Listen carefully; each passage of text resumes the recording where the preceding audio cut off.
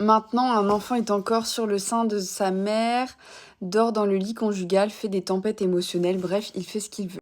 Hello, moi c'est Elena, on parle éducation sur ce compte, alors abonne-toi. En fait, Anne-Sophie, rien de choquant dans ton commentaire parce que, évidemment, il y a plein de choses qui sont en train de changer.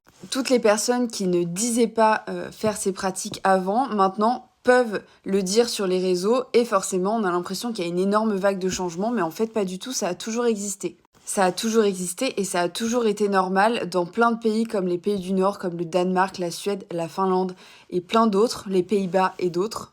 Mais par contre, la seule chose dans ton commentaire que je retiens, c'est faire des tempêtes émotionnelles.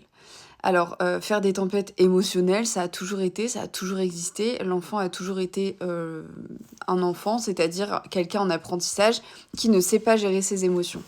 Et je sais pas pourquoi les gens veulent absolument séparer les enfants de leurs parents, les rendre autonomes, les rendre complètement sans émotion ou sans contact. Autre petite parenthèse géographique, sais-tu qu'au Japon, les parents dorment avec les enfants jusqu'à à peu près 7 ou 8 ans et que c'est normal dans toutes les familles. Sais-tu également qu'en Finlande, on n'a pas le droit du tout de hausser le ton sur quelqu'un, que ça soit un enfant ou une personne âgée, c'est considéré comme de la violence et tu peux même encourir une peine de prison. C'est d'ailleurs le premier pays, il me semble, qui a aboli complètement la fessée dans les années 70, donc ça fait très longtemps.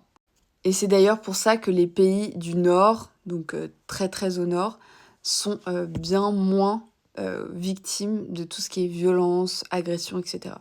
N'hésite pas si tu as des questions par rapport à tout ça en commentaire parce que c'est un sujet que j'ai énormément abordé dans mon livre. Et en tout cas, je te souhaite une belle journée.